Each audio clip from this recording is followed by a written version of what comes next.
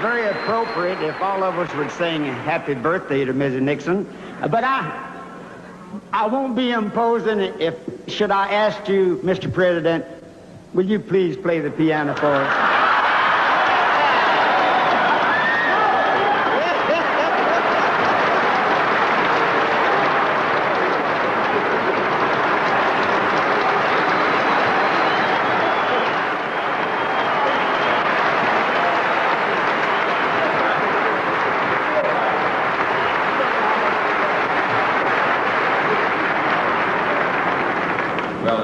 This is a very professional company. I'm a little embarrassed to try to use that thing there. I haven't even learned to play with this thing.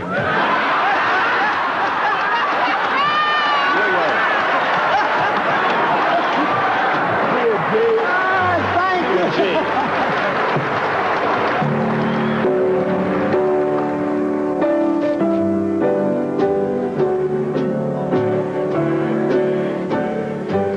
Well, Richard Nixon wasn't the only occupant of the White House to fall into Roy Acuff's spell. Just a few years later, when country music's king was roasted and toasted by a slew of VIPs in Nashville, then Vice President George Bush made his preference in music known.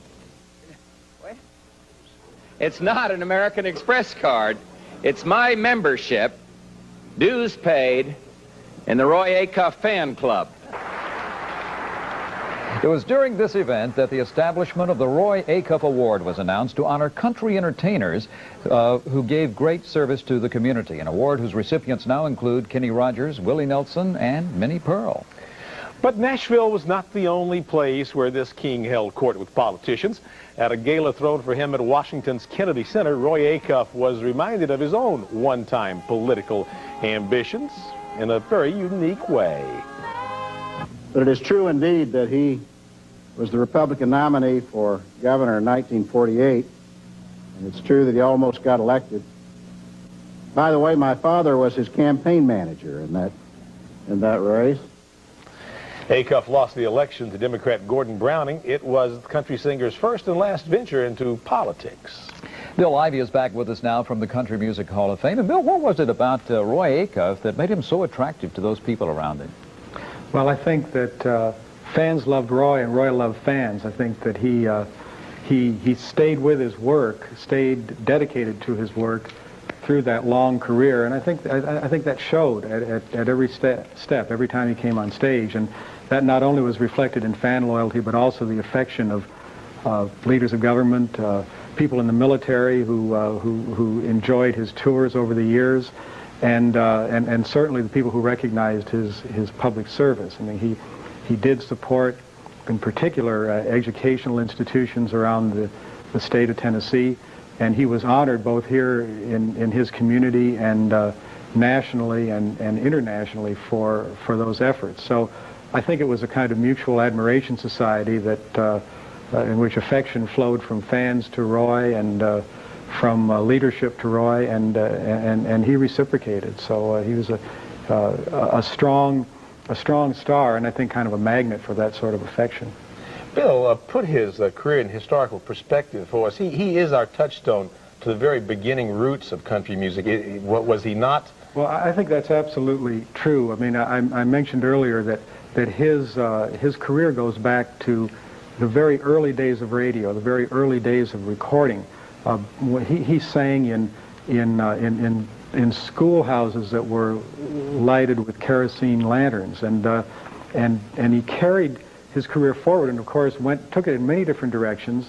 He changed some things about his work over the years, but basically his music remained the same. He remained very dedicated to that old-time kind of Appalachian style of country music, which emphasized fiddles and banjos and a high-energy style of singing, and always included comedy. And that was really a constant for Roy throughout his career. So you could listen to him on the Grand Ole Opry only a few weeks ago and hear a basic approach to country music that reached back over 5 or 6 decades. So he was our connection with an important part of the roots of country music. Bill, thanks for being with us. You heard what Mr. Acuff told Randy Travis, didn't you? No. He says, don't let him talk you into singing pop songs, and don't let your hair grow long, and son, you'll be okay in this business. So he had it down pat. Right. So, some longtime friends of Roy Acuff just happened to be at the Opry House tonight. Brett Lee is out there and joins us once again from the Opry House to tell us about some of Roy's music family friends and their reaction this evening. Brett? Well, as we know and we have found out today, Roy Acuff has a lot of friends, and we're finding more and more of them as we go. Doing the research for this story, I have discovered that this man was really well loved.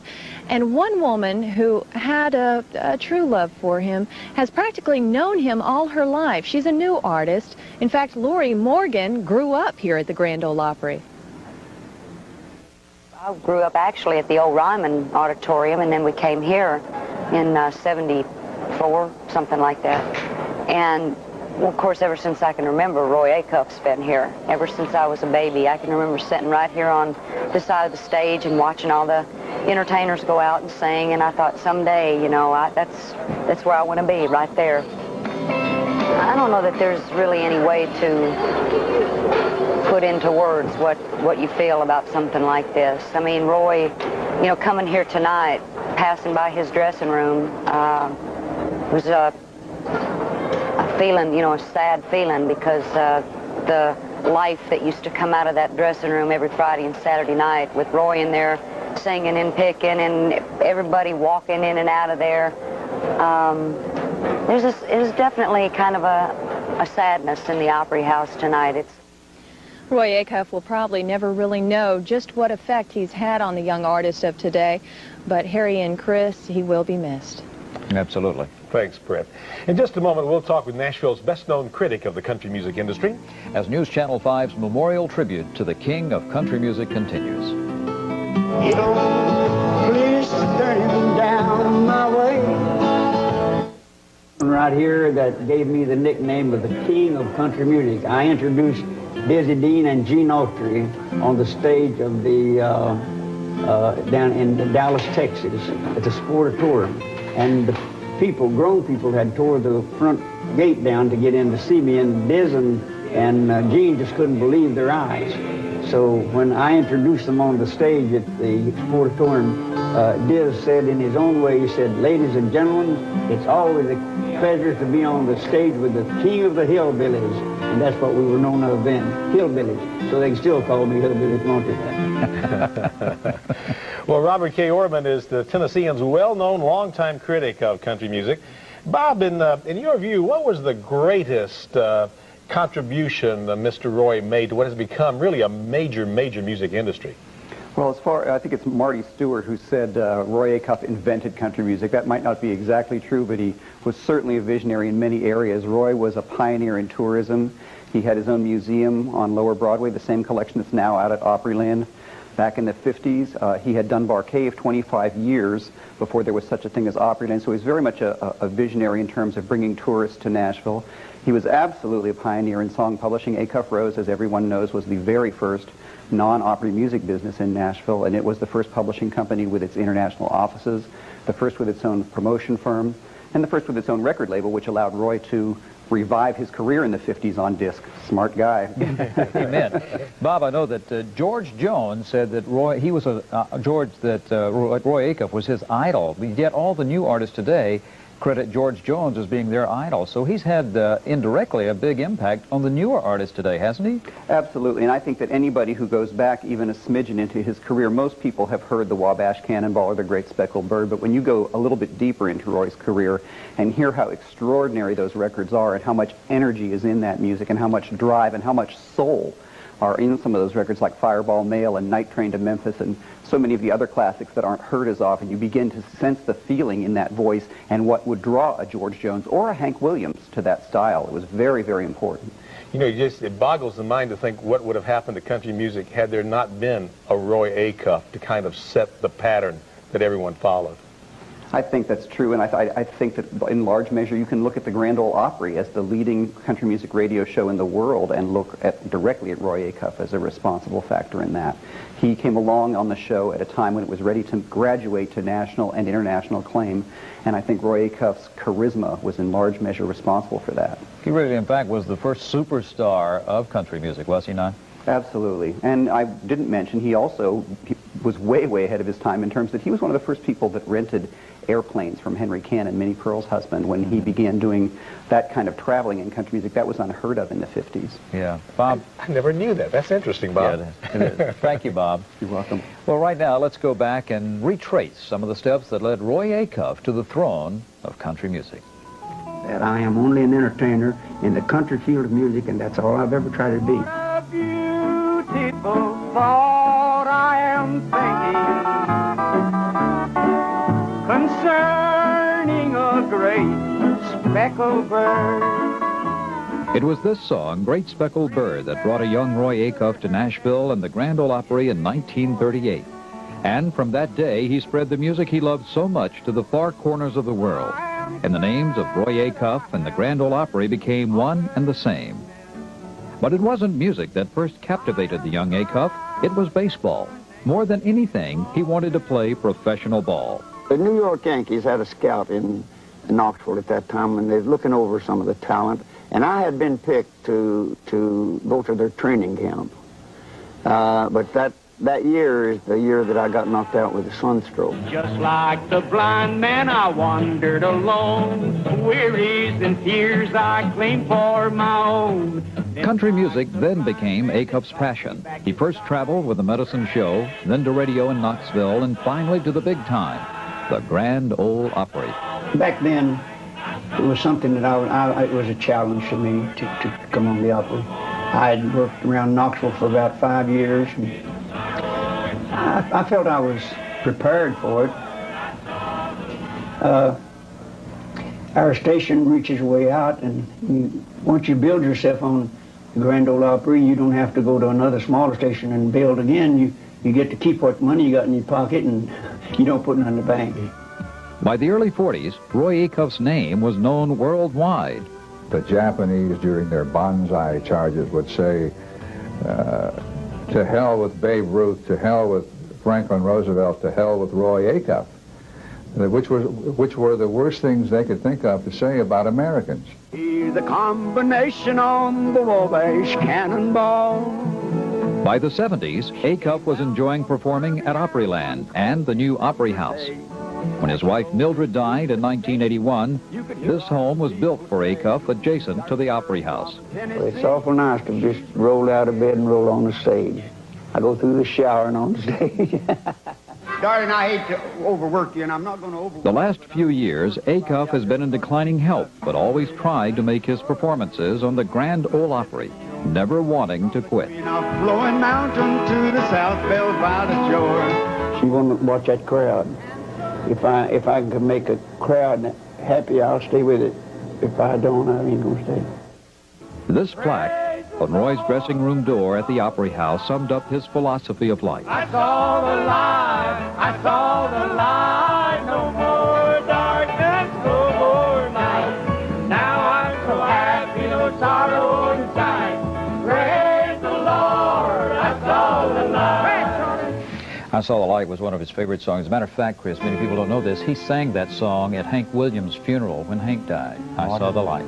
Okay, Harry, we'll go back live to Opryland as the News Channel 5 salute to Roy Acuff continues. No changes can be taken on the Wabash Cannonball.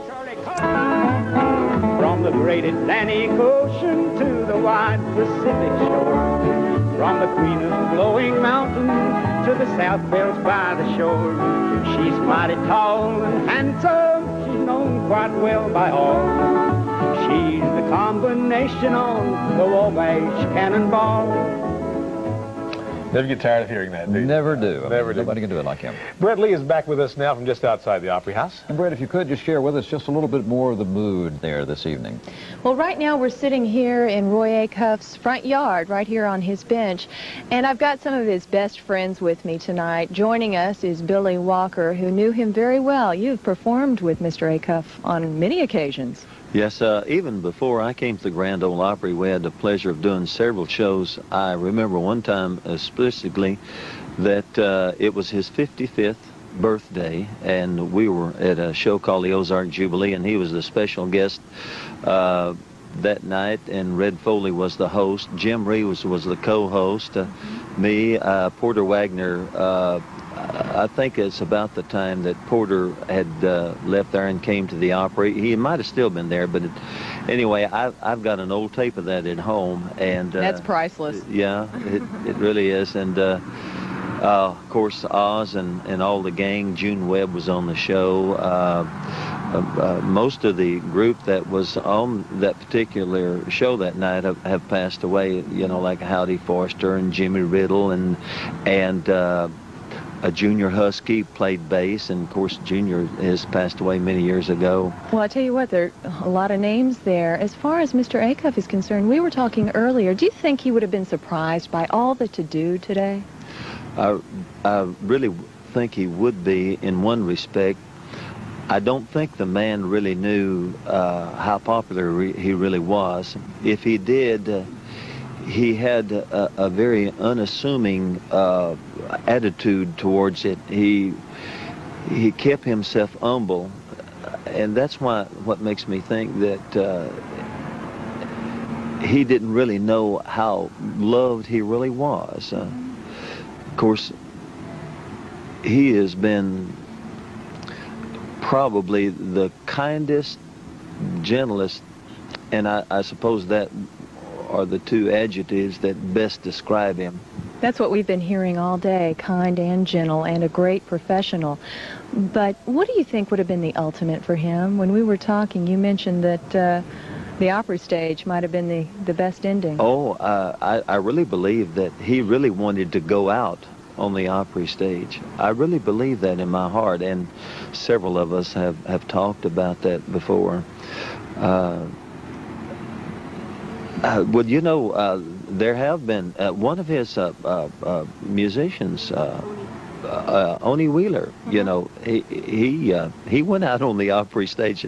Well, we're going to miss him, that's for certain. And I thank you for joining us tonight. We're learning so much about Roy Acuff, the man, the giant, the legend, and now back to Harry and Chris. Okay, Brad, thank you very much. Porter Wagner, of course, has been here with us all throughout the evening. Porter, I know you brought something with you that you wanted to share with us, too, this evening.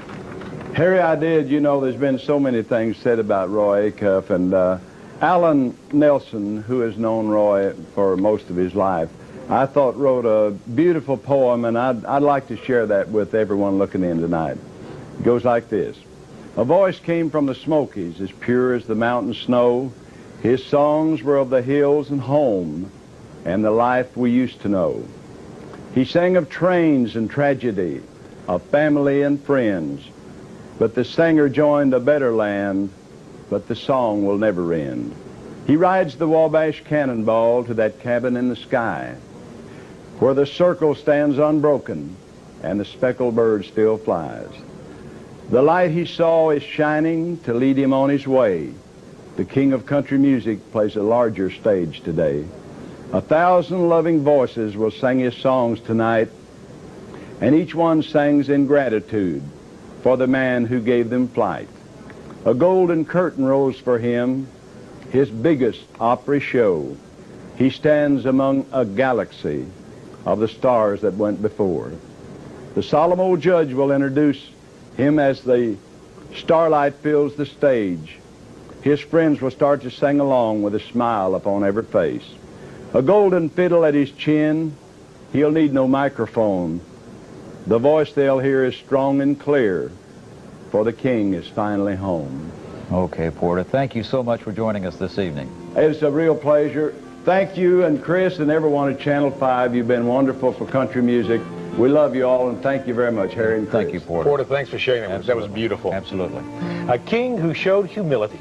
The story on this News Channel 5 special report as we continue. One of Mr. Acuff's best friends, and we've got Skeeter Davis joining us. You've got some great memories of him, I'm sure. Yeah, when you said best friends, it's so neat because, you know, I think everybody that always listened to the Opry, listened to Mr. Roy, that always hear him call Connie Smith the sweetheart. And a few weeks ago, I was on with him, and so as a surprise, it was, in fact, a surprise to me. I do things on the spur of the minute sometime, and I started doing once a day, every day, all day long. And he was he just broke up, you know, just broke him right up on the stage. And then, so then later, I went into the room and was talking to him. I said, I want to do that. I said, because I know I'm not your sweetheart. I know Connie's your sweetheart.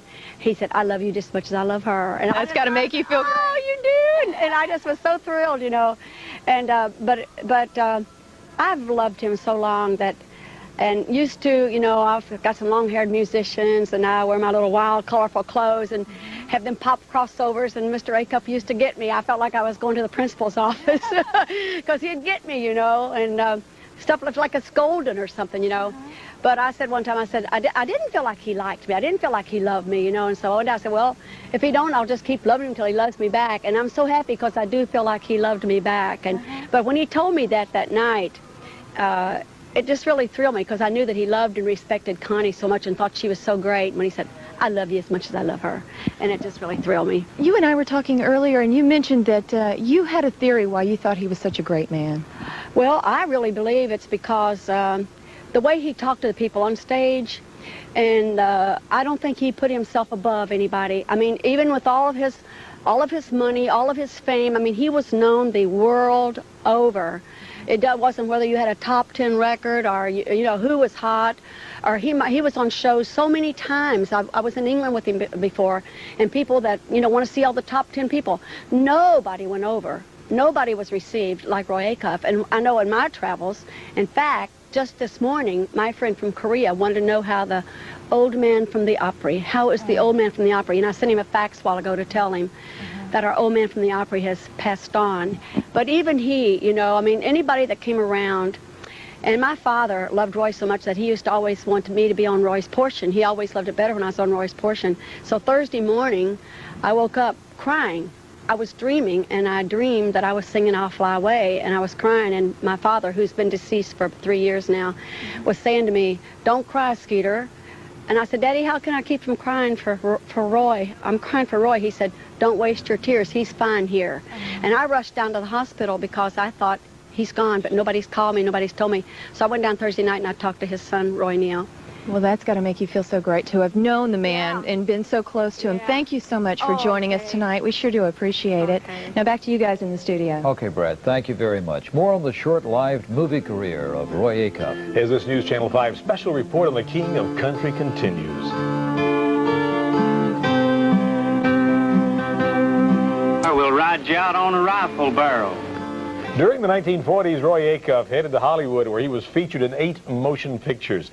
Bill Ivey is now back with us. Bill, the Country Music Foundation has chronicled Roy Acuff's life, including that time he was in Hollywood. What happened to his movie career? Well, I think Roy was never all that comfortable as a movie star.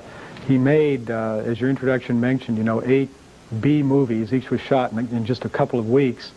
And Roy never liked the scripted quality. He didn't like to be told how to make every move and exactly how to stand, exactly how to talk.